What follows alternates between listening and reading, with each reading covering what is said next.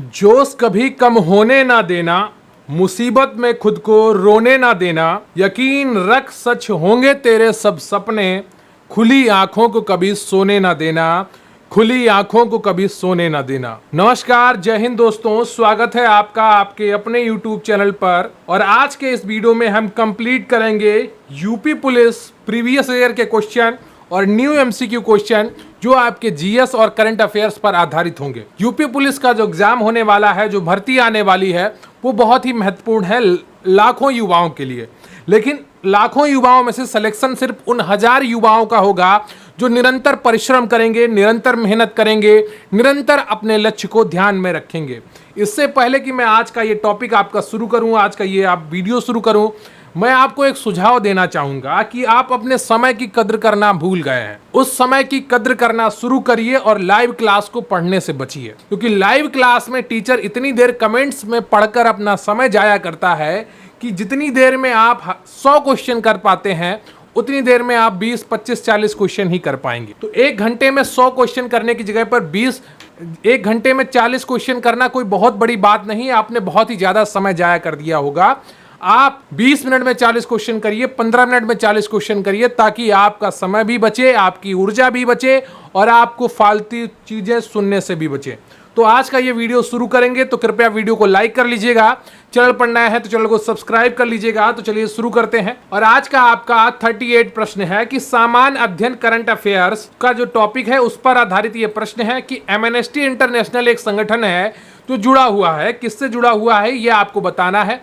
Amnesty international एक संगठन है जो जुड़ा हुआ है महिला अधिकारों के संरक्षण से, मानव अधिकारों के संरक्षण से, या अस्पृश्यता के उन्मूलन से, या उपयुक्त में से कोई नहीं। तो 38 का कौन सा ऑप्शन आपका सही हो जाएगा ये आपको बताना है। और इसका सही उत्तर है आपका बी, मानव अधिकारों के संरक्षण से। मानव अधिकार से जुड़े हुए प्रश्न भी आपकी परीक्षा में पूछे जाते हैं, चाहे वो यूपी पुलिस का पेपर हो या यूपीएसआई का। अगला प्रश्न है आपका कि प्रधानमंत्री नरेंद्र मोदी द्वारा सांसद आदर्श ग्राम योजना प्रारंभ की गई। 11 अक्टूबर 2014, 10 नवंबर 2014, 26 अगस्त 2014 या 15 अगस्त 2014। बताइएगा, प्रधानमंत्री नरेंद्र मोदी द्वारा सांसद आदर्श ग्राम योजना प्रारंभ की गई। तो 39 का जो सही उत्तर है आपका वो ए है, 11 अक्टूबर 2014 को। क्लियर आपको। अगला प्रश्न है आपका कि सर्वप्रथम मानव हृदय प्रत्यारोपण हुआ अमेरिका में, इंग्लैंड में, दक्षिण अफ्रीका में या फ्रांस में। बताइएगा इनमें से कौन सा ऑप्शन है आपका सर्वप्रथम मानव हृदय प्रत्यारोपण हुआ था। 40 का कौन सा ऑप्शन आपका सही है, सी ऑप्शन, दक्षिण अफ्रीका में। अगला प्रश्न है आपका कि वृक्क से प्रति मिनट औसत रक्त प्रवाह होता है 1000 सीसी, 1200 सीसी, 200 सीसी या 500 सीसी। तो इनमें से कौन सा ऑप्शन आपका सही हो जाएगा, वृक्क से प्रति मिनट औसत रक्त प्रवाह होता है। 41 का जो आपका बी ऑप्शन सही है, 1200 सीसी। अगला प्रश्न है आपका कि सबसे छोटा जीव जो स्वयं विकास एवं प्रजनन करने में समर्थ है क्या कहलाता है। विषाणु कहलाता है, जीवाणु कहलाता है, माइकोप्लाज्मा कहलाता है या बैक्टीरियोफेज कहलाता है। इनमें से कौन सा ऑप्शन आपका सही हो जाएगा, 42 का। और ये आपका बायोलॉजी पर आधारित प्रश्न है और इसका सही उत्तर है आपका सी, माइकोप्लाज्मा कहलाता है। क्या कहलाता है, माइकोप्लाज्मा कहलाता है। वह सबसे छोटा जीव जो स्वयं विकास एवं प्रजनन करने में समर्थ है। अगला प्रश्न है आपका कि जीवों में अत्यधिक विविधता का कारण है अनुकूलन, सहभागिता, उत्परिवर्तन, बहुगुणसूत्रता। तो इनमें से कौन सा ऑप्शन आपका सही हो जाएगा, जीवों में अत्यधिक विविधता का कारण है। तो 43 का जो सही उत्तर है आपका वो हो जाएगा सी, उत्परिवर्तन। क्लियर है आपको। उत्परिवर्तन आपका बिल्कुल सही उत्तर है। और अभी मैं आपको एक किताब के बारे में बताने वाला हूं, तो उसका किताब के बारे में इंट्रो देखिएगा, उसके बाद आपका टेस्ट कंटिन्यू रहेगा। तो वीडियो को अंत तक जरूर देखिएगा। तो अभी मैं बात करने वाला हूं यूपी पुलिस कांस्टेबल भर्ती 2023 की बेस्ट बुक के बारे में। ये चक्षु प्रकाशन की बुक है और इसमें काफ़ी अच्छी आपको सामग्री मिलेगी, एक स्टडी गाइड मिलेगी और ये आपके नवीनतम पाठ्यक्रम अनुसार है। तो महिला पुरुष की जो भर्ती आने वाली है तकरीबन आपकी 52,000, उसमें जो भी ज़रूरतें हैं आपकी पढ़ाई से रिलेटेड पूरी जानकारी आपको इस किताब में मिल जाएगी। तो इस किताब में आप देखेंगे काफ़ी अच्छे तरीके से हर एक चीज़ बताई गई है। यहाँ पर आपको लिखित परीक्षा का पाठ्यक्रम मिल जाएगा, यानी कि सिलेबस मिल जाएगा, सामान्य हिंदी, जो आपकी मैथ आएगी, रीजनिंग आएगी, हर चीज़ इसमें आपको मिलेगी। विषय सूची आपको मिलेंगे, हल प्रश्न पत्र इसमें मिलेंगे आपको, सामान्य हिंदी से रिलेटेड आपको पूरी जानकारी मिलेगी, मैथ से रिलेटेड पूरी जानकारी मिलेगी, सामान्य ज्ञान से रिलेटेड आपको पूरी जानकारी यहाँ पर उपलब्ध होगी। मानसिक योग्यता परीक्षा और आपकी रीजनिंग की भी पूरी जानकारी आपको इसी किताब में मिल जाएगी। देखिए यहाँ पर आपको उत्तर प्रदेश पुलिस का एक परिचय भी पूरा दिया गया है, पुलिस का इतिहास क्या है, लोगो क्या है और कौन कौन से पद हैं, किस रैंक पर कौन सा पद आता है, उन सब के बारे में आपको पूरी जानकारी दी गई है। तो यहाँ पर अगर आप ये किताब लेते हैं तो आपकी बहुत अच्छी तैयारी हो सकती है। ये एक उसी किताब का PDF है जिसमें आप देख सकते हैं कि हर एक चीज़ इसमें उपलब्ध है।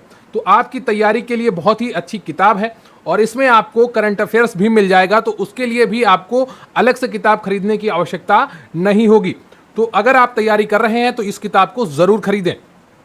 UP police constable study guide के अलावा चक्षु प्रकाशन का प्रैक्टिस सेट भी आता है, उसे भी आप खरीद सकते हैं, जिसमें आपको अच्छे क्वालिटी के प्रैक्टिस सेट मिलेंगे, जिससे आपकी तैयारी में नया आयाम जुड़ेगा और आपकी तैयारी काफ़ी अच्छी होगी। तो इन दोनों किताबों को आप अपने नज़दीकी बुक स्टॉल से खरीद सकते हैं या फिर आप ऑनलाइन भी खरीद सकते हैं, जिसका लिंक आपको डिस्क्रिप्शन बॉक्स में मिल जाएंगे। दोनों किताबें काफ़ी अच्छी हैं, आप चाहें तो इनको जरूर खरीदें और आपको काफ़ी फायदा मिलेगा।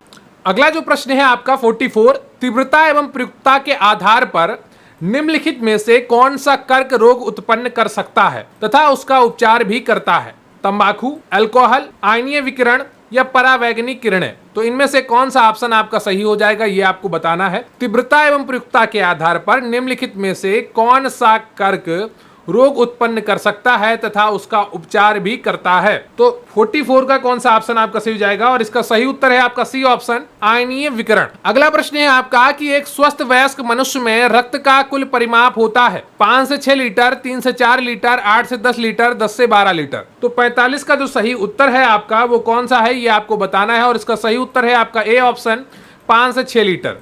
क्लियर, आपको ए ऑप्शन आपका बिल्कुल सही है।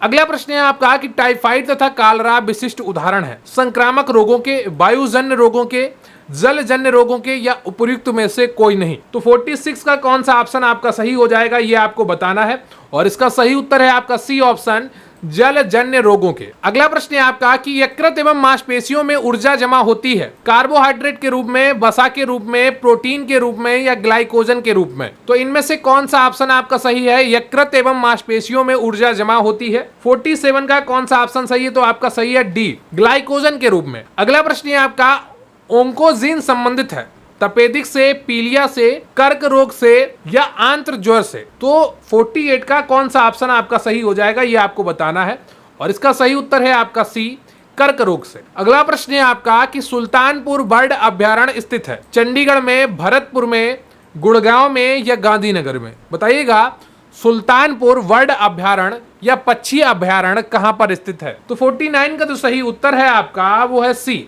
गुड़गांव में स्थित है। अब आप अगर इसमें कहीं ऑप्शन सुल्तानपुर दिया होता तो आप उसको भी टिक कर सकते थे, है ना। तो ऐसे ही एक पटना वन्यजीव अभ्यारण्य है ना, पटना पक्षी विहार, वो यूपी के एटा में स्थित है। कहां पर? एटा में स्थित है पटना पक्षी विहार। तो ये सारी चीजें आपको ध्यान में रखनी होगी, कई बार लोग उसको पटना सही कर देते हैं। तो सी ऑप्शन आपका बिल्कुल सही है। अगला प्रश्न है आपका कि भारत योजना आयोग के अनुसार निम्नलिखित में से कौन से गरीबी रेखा के लिए सही है? नगरीय क्षेत्रों में प्रति व्यक्ति 42 रुपए प्रतिदिन या ग्रामीण क्षेत्रों में प्रति व्यक्ति 26 रुपए प्रतिदिन या नगरीय क्षेत्रों में प्रति व्यक्ति 32 रुपए प्रतिदिन या ग्रामीण क्षेत्रों में प्रति व्यक्ति 32 रुपए प्रतिदिन अगर खर्च करते हैं तो वो गरीबी रेखा के लिए सही है? तो ऑप्शन है आपका 1 और 2 या 1 और 3 या सी ऑप्शन 2 और 3 या डी 3 और 4। तो यहां पर जो ऑप्शन दिए गए हैं आपको, ये हो सकता है आपकी परीक्षा में प्रश्न आए, क्योंकि योजना आयोग को खत्म करके अब नीति आयोग बना दिया गया है। लेकिन फिर भी आप अपना इसको ध्यान में रखिएगा, क्योंकि कई बार परीक्षा में प्रश्न पुराने योजनाओं के आधार पर, पुराने आयोगों के आधार पर भी पूछ लिया जाता है। तो 50 का सही उत्तर है आपका सी ऑप्शन 2 और 3। तो ग्रामीण क्षेत्रों में प्रति व्यक्ति 26 रुपए प्रतिदिन और नगरीय क्षेत्रों में प्रति व्यक्ति सीमा जो खर्च की गई, नियत की गई थी खर्च की, वो 32 रुपए प्रतिदिन थी। तो आपका यहाँ पर सी ऑप्शन सही हो जाएगा। क्लियर आपको? अब अगला प्रश्न है आपका 51, निम्नलिखित योजनाओं पर विचार कीजिए, EAS, ट्राइसेम, GRY, RLEGP। तो इनमें से कौन सा ऑप्शन आपका सही हो जाएगा? इन योजनाओं का लागू करने का सही कालानुक्रम क्या है? तो कब कब लागू हुई उसका सही आपको क्रम ढूंढना है। तो सबसे पहले कौन सी योजना लागू हुई ये आपको पहचानना है। तो इन सब के बारे में आपको अलग से क्लास दी जाएगी योजनाओं के बारे में। अभी आप सीधे इसका उत्तर समझ लीजिए, डी ऑप्शन सही होगा। सबसे पहले ट्राइसेम आई, फिर आपकी RLEGP आई, फिर आपकी GRY आई और फिर आई आपकी EAS। क्लियर है आपको। अगला प्रश्न है आपका कि निम्नलिखित कथनों पर विचार कीजिए। बैंक दर वह ब्याज दर है जो भारतीय रिजर्व बैंक अपने ग्राहकों से उनके अल्पकालिक उधार पर लेता है। रेपो दर वह ब्याज दर है जो भारतीय रिजर्व बैंक अपने ग्राहकों से उनके दीर्घकालिक उधार पर लेता है। तो 52 का कौन सा ऑप्शन आपका सही हो जाएगा, ये आपको बताना है, एक या दो या दोनों या ना तो एक और ना ही दो। तो 52 का तो सही उत्तर है आपका वो डी है, ना तो एक और ना ही दो। अगला प्रश्न है आपका कि माइक्रो लघु और मध्यम उद्यम विकास अधिनियम 2006 के अनुसार निम्नलिखित में से कौन सी एक निर्माण क्षेत्र के मध्यम उद्योगों हेतु निर्धारित निवेश की सीमा है। 10 लाख रुपए से अधिक और 2 करोड़ रुपए से कम, 2 करोड़ रुपए से अधिक और 5 करोड़ रुपए से कम, या 5 करोड़ रुपए से अधिक और 10 करोड़ रुपए से कम, या 10 करोड़ रुपए से अधिक। तो 53 का कौन सा ऑप्शन आपका सही हो जाएगा, इसका सही उत्तर है आपका सी, 5 करोड़ रुपए से अधिक और 10 करोड़ रुपए से कम जो उद्योग होते हैं पूंजी के, उन्हें मध्यम उद्योगों में रखा जाता है। क्लियर है आपको। अगला प्रश्न है आपका कि रुपए की परिवर्तनीयता का तात्पर्य है रुपए का सोने में परिवर्तित होने में सक्षम होना, या रुपए तथा अन्य प्रमुख मुद्राओं का आपस में आजादी से परिवर्तन की अनुमति देना, या बाजार की ताकतों द्वारा रुपए का मूल्य तय किए जाने की अनुमति देना, या भारत में मुद्राओं के लिए एक अंतरराष्ट्रीय बाजार का विकास करना। 54 का कौन सा ऑप्शन आपका सही हो जाएगा, ये आपको बताना है और इसका सही उत्तर है आपका बी, रुपए तथा अन्य प्रमुख मुद्राओं का आपस में आजादी से परिवर्तन की अनुमति देना। जैसे रुपए का परिवर्तन डॉलर में करना, रुपए का परिवर्तन यूरो में करना, तो ये सारी चीजें रुपए की परिवर्तनता का तात्पर्य होती हैं। अगला प्रश्न है आपका कि RN मल्होत्रा कमेटी संबंधित है बीमार उद्योगों से, कर सुधारों से, बीमा क्षेत्र से या बैंकिंग क्षेत्र से। तो जितनी भी कमेटियां बनी, जितनी भी समितियां बनी हैं, उनके बारे में भी आपको पढ़ना होगा, समझना होगा, ताकि परीक्षा में जब आप बैठें तो कोई भी प्रश्न आपका गलत ना हो। तो 55 का तो सही उत्तर है आपका सी, बीमा क्षेत्र से। अगला प्रश्न है आपका कि निम्नलिखित में से कौन सा एक राष्ट्रीय खाद्य सुरक्षा मिशन में शामिल नहीं है। तिलहन, गेहूं, चावल, दाल। हो सकता है आपको ये प्रश्न कुछ कठिन लग रहे हो, लेकिन एक बात मानकर चलिए, सिलेक्शन उन्हीं का होता है जो कठिन प्रश्नों पर कार्य करते हैं। आसान वाले तो सभी लोग कर सकते हैं, और जो सिलेक्शन पाने वाले नहीं होते हैं वो धीरे धीरे अपने टॉपिक्स छोड़ते जाते हैं। ये टॉपिक्स का एक प्रश्न आएगा, इसको छोड़ दो, इस टॉपिक्स के 2 प्रश्न आएंगे, इसको छोड़ दो, और छोड़ते छोड़ते वो अपना सिलेक्शन भी कब छोड़ देते हैं उन्हें पता नहीं चलता है। तो जो कठिन प्रश्न जब आपको लगे तो समझ लीजिए कि ये आपकी सिलेक्शन की गारंटी निश्चित करेगा। तो 56 का कौन सा ऑप्शन आपका सही हो जाएगा, ये आपको बताना है, और इसका सही उत्तर है आपका ए, तिलहन। गेहूं, दाल और चावल राष्ट्रीय खाद्य सुरक्षा मिशन में शामिल है। अगला प्रश्न है आपका 57, इसमें आपको मिलान करना है। सूची 1 में ओपन जनरल लाइसेंस दिया गया है, दूसरे में ट्राइसेम लिखा है, तीसरे में थोक मूल्य सूचकांक लिखा है, और चौथे में नकदी रिजर्व अनुपात लिखा है। ये सूची 1 है। सूची 2 में आपका रोजगार लिखा है, ऋण नियंत्रण लिखा है, मुद्रास्फीति लिखा है। तो बताइएगा इनमें से कौन सा ऑप्शन आपका सही हो जाएगा 57 का। तो 57 का तो सही उत्तर है आपका वो ए है, ओपन जनरल लाइसेंस, ठीक है। और ट्राइसेम में आपका रोजगार आता है, थोक मूल सूचकांक में आपका मुद्रास्फीति आता है, और नकदी रिजर्व अनुपात में ऋण नियंत्रण आता है। क्लियर आपको। अगला प्रश्न है आपका कि निम्नलिखित नदियों और उन शहरों को मेल मिलाइए जिनसे होकर ये नदियां बह रही हैं। एक तरफ रॉड शहर लिखे हैं दुनिया के, दूसरी तरफ दुनिया की नदियां लिखी हैं, ठीक है। बुडापेस्ट, वाशिंगटन, पेरिस, ये शहर किस नदी के किनारे हैं, ये आपको पहचानना है 58 का। तो 58 का कौन सा ऑप्शन सही होगा, ये आपको पहचानना है। तो जो रॉटरडम शहर है ये आपका राइन नदी के किनारे है, और जो आपका पेरिस है ये आपका सीन नदी के किनारे स्थित है, और जो आपका बुडापेस्ट है ये आपका डेन्यूब नदी के किनारे स्थित है, और जो वाशिंगटन है आपका ये पोटोमैक नदी के किनारे स्थित है।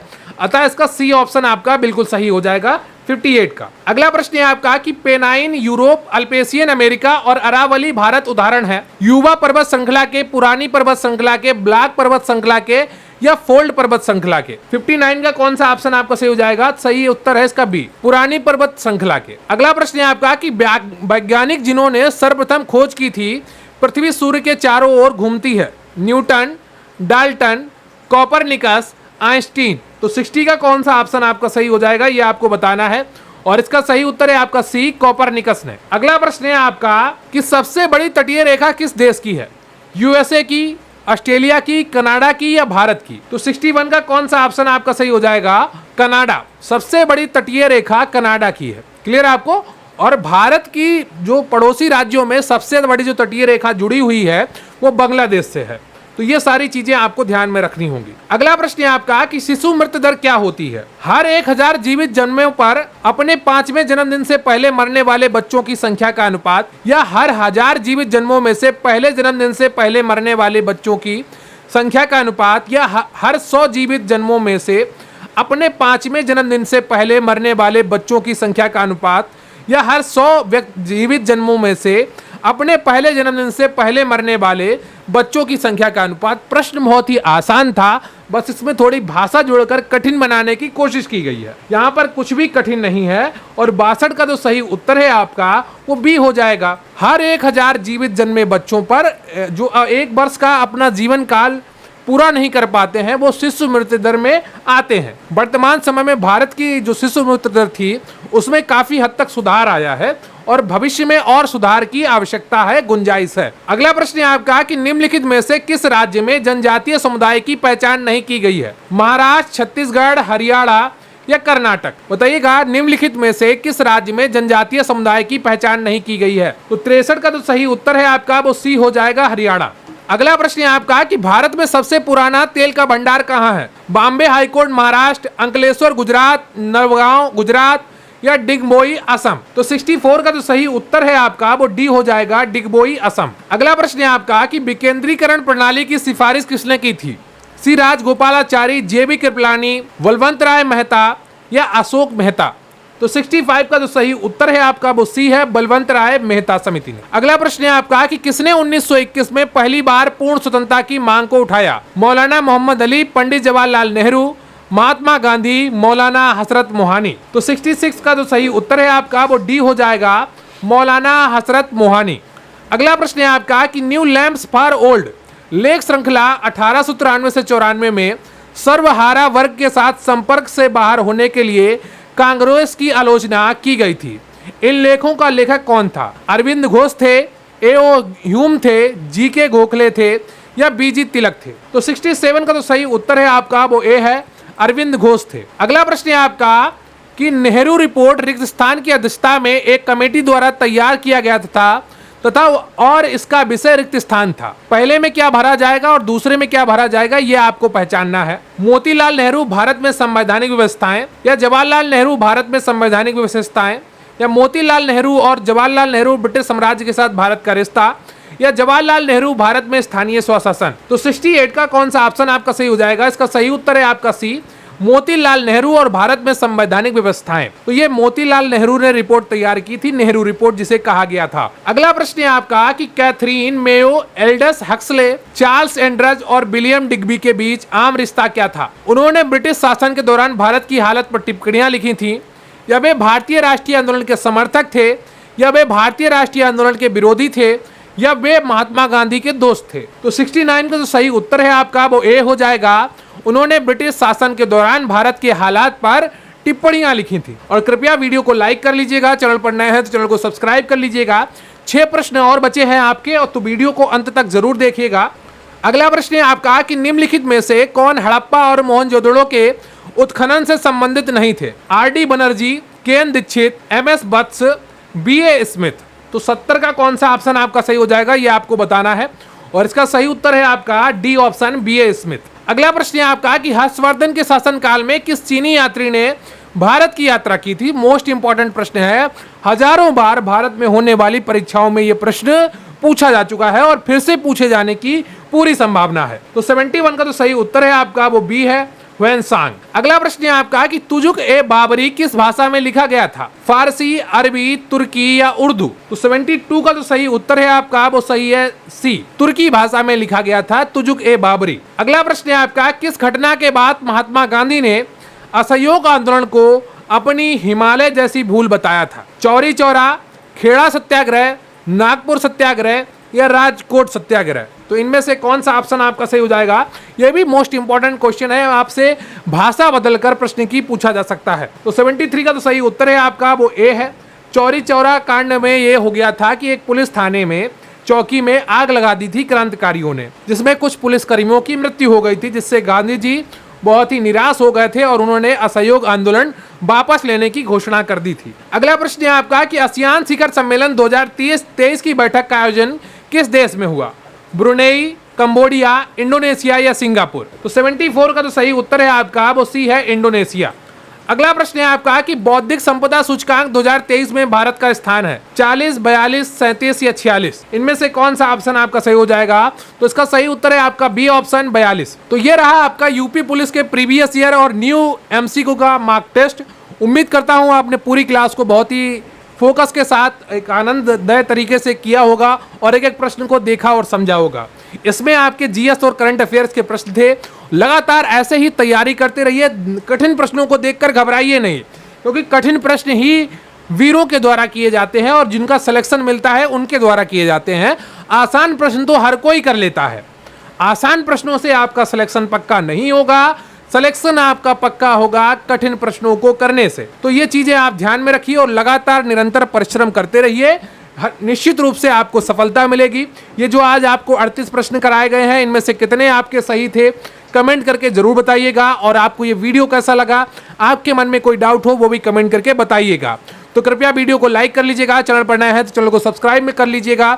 डिस्क्रिप्शन बॉक्स में आपको हमारी वेबसाइट का, हमारे टेलीग्राम चैनल का, हमारे व्हाट्सएप ग्रुप का लिंक मिल जाएगा, तो वहां से भी आप जुड़ सकते हैं। बहुत बहुत धन्यवाद आपका। Thank you very much. जय हिंद, जय भारत।